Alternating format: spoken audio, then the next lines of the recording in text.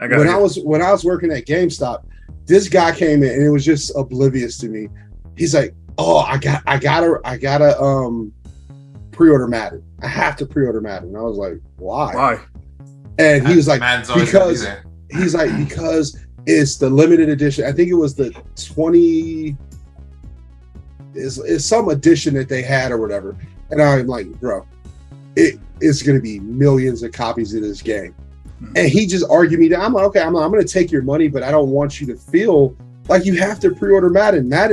They will be there, and then they won't be worth anything after the year. There'll be thousands of copies of this available. Trust me. People always get brought into, oh, I have to have this. Do you really? The question is, do you really? I used to be that guy. I'm not going to lie. I got caught into it. And that's why I have a massive collection of unopened games that I'll never get a chance to. I have games on the 360 that I never even opened to this day. And I bought them back when they came out when I was working at GameStop. Because I had convinced myself that I had to have this game on day one, or I was missing out on something. And I wasn't, because I never played the game. And it's 2022, and the game came out in 2001. Did I miss out on anything? No, I did not. Well, when do you think this whole fear of missing out thing really got popular in the gaming community? Has it always been there? I mean... Yes. I'm sorry to interrupt, Kag. Wow. It's always been there. And I'll give you some events. When PS2s were first coming out and people were lining up in front of Best Buys with their little CRTs playing on their PS1s, all the pictures. You guys know, gorgeous time. Let's take a Dreamcast, 9999, right? Yes. That's the time to go get that. The new Super Nintendo that was coming out, any type of Game Boy Advance that was coming out. Like when it came to hardware, that was always there because you don't want to be left behind. Pokemon games, and I'm talking about like Pokemon games going back to the Game Boy and Game Boy Color. It was like if you didn't have that on the playground, like you weren't cool, you weren't there. It was great marketing, really. When you think of FOMO, it's marketing. You are 100% right, and I think, Reggie, that it has been there ever since we started selling products. Period, regardless of what the product was. So businesses started to realize if they do one thing, they can sell through their entire stock. All they have to do is put a sign up that says limited stock. That's it. Yep. You put limited stock on anything, people are like, let me get it now before it's sold out. They'll buy it, and people buy stuff in July for Christmas because they fear of it being sold out because they created this narrative that is limited. Now, they'll put a sign that says limited on a game console, especially in the 90s at KB Toy Store, Toys R Us. You would see those signs everywhere, limited stock, right? But then as an employee, your Tickle Me Elmos, your Furbies. You would chuckle because you would go in your back room and you'd have 200 on a pallet, but you had just 5 sitting on your cash rack. And it says limited stock. You know what I'm saying? Now, there was times with Tickle Me Elmos, people just went ballistic. They went crazy. They were fighting, man. It was insane. And they really sold out. Yeah, and they really sold out, man. But remember the same thing, and I think companies create the false narrative. Nintendo's really good for doing this. Nintendo purposely doesn't create enough stock to drive the value of their products up. And when I say that is because when the NES Classic came out, they did not make enough of that on purpose to sell through it and then have a window of, we don't have them, we're trying to get you guys more, telling people we're going to get you more. They weren't saying anything. Get people crazy about it. You know what I'm saying? Those guys people were sleeping outside to try to get those things. Yes. And look at them now. No one plays them. You see them sitting in people's game rooms as getting dust on them in the box. You know what I'm saying? Definitely a product was fear of missing out because no one plays them to this day. I haven't heard anybody talk about an NES Classic in forever. When the NES Classic came out, we had RetroArch, NES Prime, all these emulators for our computers. So they preyed on people's nostalgia. Right. You know, the people that didn't, they still have an original NES, but now they had a replica. And in their mind, it took them back to when Christmas Day and they tore the wrapper off and they saw that and they were super happy. And it took them back to the day when they were playing with their friends and family.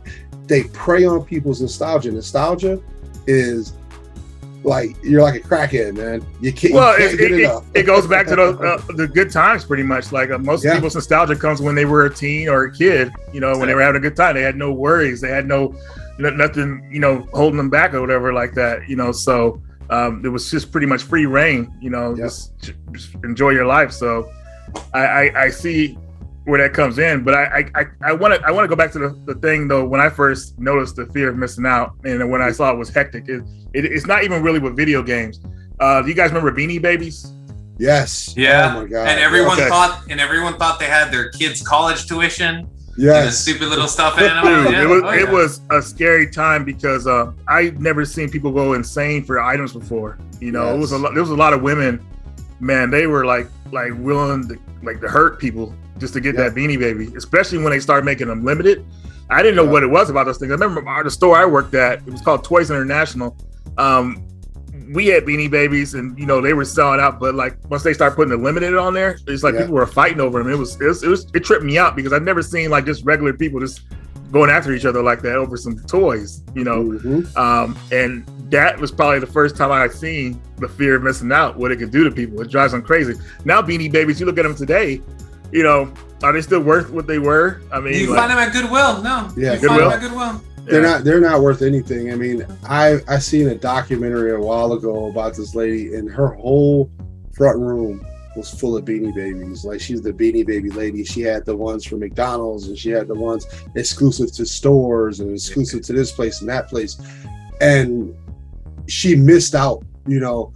I never felt like that was a product that you could hold on to that would continue to gain value, because toys like that don't really have a purpose other than to look at them. They it's a dime a dozen.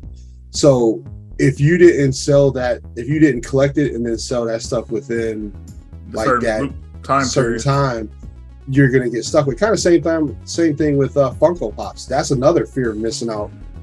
Still popular, big one. You know, still big one. When you get those conventions Funko Pops, people lose their mind if they can't get it. And they go to specific places just to get them, and you know that's still huge. It hasn't died down. I don't think it's at its peak anymore, but it's still very popular. And you know what's my favorite too about that, Kag and Reggie, is that these people will go to that convention and pay $45 to stand in a line to get into a convention to go buy a Funko Pop that is worth $50 that they could have got at Walmart for $25. Yeah. It's so crazy. Like, remember when we were talking about the other day how people are kind of snobs about the greatest hits games? All it has to do is have a specific sticker. It could be in the box, it could be the same figure, but if it says you bought it at specific convention of 2022, and then you go to Walmart and it's just that Funko Pop, but it doesn't have that sticker on it, this one is worth so much more than the one at Walmart. I just think it's crazy because it's the same exact thing. In the box, it's the same thing. You're being brainwashed to believe that you have something. You're creating your own value in that product. You know, so we as consumers, man, we do some crazy stuff when it comes to products, man. You know, and it's all marketing, man. It's all marketing. And people are geniuses that sit on these think tanks. They sit in these think tanks and they just think about how to take your money. Wow. You know, they come up with ideas of, okay, if we do this, you know, it will sell more because it'll make it seem like it's limited. Or if we do this, or if we hold these and say, for Disney, for example, we'll use Disney as an example. Disney will have a movie like Little Mermaid, for example, and they'll say this is the 20th anniversary of it, and it has all the glossy stuff on it, right? And they'll say this is the last time we're going to sell this movie before we put it in the vault. What do you mean, put it in the vault? I remember when they used to do that with those VHSs, man. Yeah. People used to go out of their mind because of that too. But wait a minute, like, I have to have it. Yeah, this is not going to come back. And then guess what? Fantasia VHS will never be here again, or on any streaming site that you would see 25 years from now. Right. Right. Yeah. So they get us, and it's funny that we have a company that has built its business model on its name, limited run. Their whole business model is FOMO. It's all FOMO. They created it with the name. And I'm not knocking them. Trust me, I'm not knocking them. They got they have some great stuff. Like that Turtles, I want that Turtles. So, I'm a Turtles fan. But when you create a name like that, and then you only create a certain amount of products, you already created the fear of missing out. It's gonna be there. Everybody wants it. When you put a number on something, even it could be a turd, and you number these turds 1 to 50. Somebody's gonna buy it because it's only 50 of them. They have a game that's pretty much, I think it's called Poop Slinger. It's pretty much, yeah. I don't know if Limited Run put it out, but I know there's a limited game out there that was called that, and yeah, that's crazy. I have a question for you guys. Yeah. Because we're speaking of FOMO, everyone here, what is the one item or like your biggest item that you bought because of FOMO? Because I only have one item like that. I don't buy into the whole FOMO thing because I always look at my wallet at the end of the day, and I said, if I could buy it now, whatever it is later, I could still buy it. Like, that's how I always think. And the only thing that I went crazy for, and both of you guys were there for that, was Metroid Dread, the collector's edition. Yeah, so much to the point that I went to Amazon UK to get my copy. And then I even got an American copy because I was so scared that I wouldn't get one. And now you can buy them anywhere. I'll let Kag go first with this one because I'm still trying to think of my item. If you have one item that you had like fear missing out on. This right here, first of all, I paid over retail drastically, and the original version. So PlayStation came out with the 20th anniversary PS4, extremely limited. It's right? The gray one, right? Gray one. Yep, that was a gray one. I didn't think it was going to sell out because of the cost, so I didn't get it. I didn't purchase it like the day one. I said I'll be able to get one. Was never able to get one. I did later on down the line come across one years later, but when it was hot, it wasn't. So what that experience created fear of FOMO for me for this one. So this is the 500 million edition PS4 Pro. Oh, is it blue or black? It's see-through. It's translucent. Oh, okay.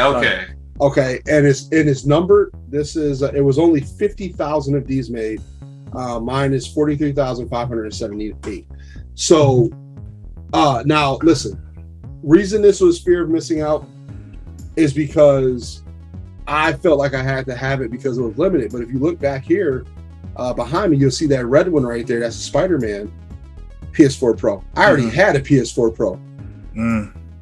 But because they put a number on this, I said it's only going to be 50,000 of them. I had tricked myself into believing I had to have it. And guess what? It's been sitting in a cabinet since I bought it. Wow. So that whole number thing and these companies saying that we're only going to do this number of them, they know as soon as they announce it, they know they sold them already. Right. So they don't care. They're gone. If 50,000 of a PlayStation is gone, bro, they won't have any stock of it. And they know what they're doing. And we as consumers fall into the trap. This one does nothing more than what another PS4, it has a little bit more memory in it. But this same PS4 Pro, that Spider-Man one, the red one I got back there, it does the same thing. They prey on us when it comes to limited edition stuff, man. They really do. Going back to what you were saying about it, it's like the whole thing with limited run, like when they put numbers on certain stuff and then you have to have the complete set or whatever like that. I never wanted to get a part of that trend. I can't think of the item that I had the fear of missing out on. It's been a while because I kind of broke away from it pretty fast, but I noticed that some companies do some of the same games that Limited Run does. Like I'll give you an example, like the King of Fighters 2002, is it Unlimited Match or Ultimate Match or what it's called? Limited Run was doing their version of it, and I was like, oh man, this is cool, I gotta get this. But then I saw that another company was doing Pix and Love, and theirs was more authentic to how the Neo Geo version would look back in the day if it was on that system. It didn't have like a number on it, like a limited run sign on it or nothing like that. Like the limited run has their numbers on their shock boxes. And I didn't like that. I was like, because then it makes you feel like you have to get all of them, whatever like that. So it's like, this one right here makes me feel like, oh, this is just his own thing right here personally. Like it looks just like how it would be if it was on a Neo Geo AES. It has the how much graphics it is, or a little number in the front. Megabytes, sorry. Yeah. But I went with that version. So yeah, I broke away from the FOMO, I feel, pretty fast. I was waking up in the mornings with my buddy Gerald trying to buy certain limited run games because I feel like, dude, I'm gonna miss out. But then we got tired of it, man. We're tired, man. I don't want to wake up at 6 a.m. and and then not know if you're gonna get something. That's crazy, And people are still doing that, man. I mean, oh man, I don't know what to say, but to each their own. I stopped doing it within a couple of months. I was like, man, yeah, this is crazy. You and Joel helped me save thousands of dollars when we all started hanging out, because before I was just buying everything. I didn't want to miss out on it. I want to make sure it was in my collection, regardless if it was limited or not. And then Joel said something to me one day. We were talking. He's like, dude, that game in 2 months is going to be $20. Yep. And you haven't even played the game that you bought 2 months ago. Yeah, anyway, it's still in the plastic. So just wait 2 months and get it for 20 instead of spending 60. So I've come accustomed to now, if I'm not going to play it immediately, like how we all played Evil Dead together, I'm not going to buy it day one. I'll go to my library, and I'm still trying to beat like backlog catalog games, and I'll focus on those. There isn't much that I feel now that I have to have day one, unless it's probably something like a limited run game where it is truly limited. And like the Turtles, I gotta have that. I'm a huge Turtles fan. Not so much do I care that it's limited run, but I just like all the things that came in, so I'm gonna get that. But when it comes to just regular PlayStation or Switch or Xbox games, I'm not spending 60 on nothing anymore, unless we as a group are playing it the day it comes out and we're streaming it. Then I'm gonna get it. But other than that, it is sit in the store, and I'll just get it when it's like $20. And then I probably still won't play it. Yo, Kag. Okay, I gotta interrupt, Reggie. Go ahead. So, Gran Turismo 7 was coming out, and Kag was like, "Yeah, I'm picking it up tomorrow. And I'm like, yeah, I think I should do this. But I had already told myself months before, this is Gran Turismo. Right. This is the Madden of racing games. Yes, one does not come out every year, but there are going to be 1 billion copies of this thing. What do I need to rush for? And you hear all these people like, well, I was able to exploit the credit system on day one. And it's like, I don't need to do that. The joy of this game is playing it in longevity and going through the game. And I remember it came out and I was like, I gotta spend $60.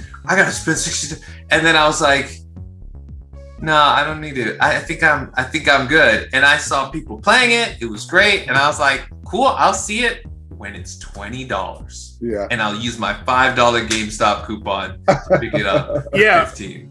What I was going to say was, because when I was at GameStop the other day, there's a game I wanted, but it was $60. It was that game, The Quarry. How I am about horror games. I play them usually immediately when they come out, but I'm thinking like, dude, like, what is the replay value on this game for me? And do I want to drop $65 on the game? Just pretty much like watching a movie, pretty much. I'm just going to be making some decisions, trying to save all the characters. You know how those games play pretty much. They're entertaining, but after you beat them, especially with me, when I play those games, I usually get the best ending because I make the right decisions and I'm good at quick time events. But I was like, dude, like, I cannot buy this game for $60, man. That's insane. For those type of games, I feel like it should have been 30, but the developer who made it, they're under a different company, so they're trying to charge $60 for it because they're trying to appeal to that horror crowd of teenagers that will probably buy day one, and streamers pretty much or whatever. So, but I just couldn't do it, man. I was like, no way, man. This game will be like it'd be $40 probably in a month, and then after that, we're looking at 30 in less. So $19.99 on GameFly in 3 weeks. I gotta admit, I wanted to play it, man, but I tried to rent it. It was funny though. I was going to the service station, and they had a Redbox there, and I went up to the Redbox, and then the Redbox was closed. I guess they out of business kind of in a way, because that thing had some kind of computer error. I was hoping to rent a game from there, thinking it would be there, and that thing had been had dust on it. It was I guess Redbox is not really in it anymore. So, I just, man, buying games the first day, especially dropping $60, they got to be well worth it. And something like a AAA title, like I would say Horizon Forbidden West, is worth it because you got that. If you're gonna play it the first day, obviously, you get that experience. That game is well worth it because they've been developing that game for a while, and I think it's worth the money. Also, you're gonna play it day one though. Yeah, so exactly. Anything that you're gonna crack open and definitely play is worth the purchase because you're gonna play it. But the games just to be buying, and then you have them sealed because you have this catalog of games you haven't played. Those are the ones that you can kind of wait.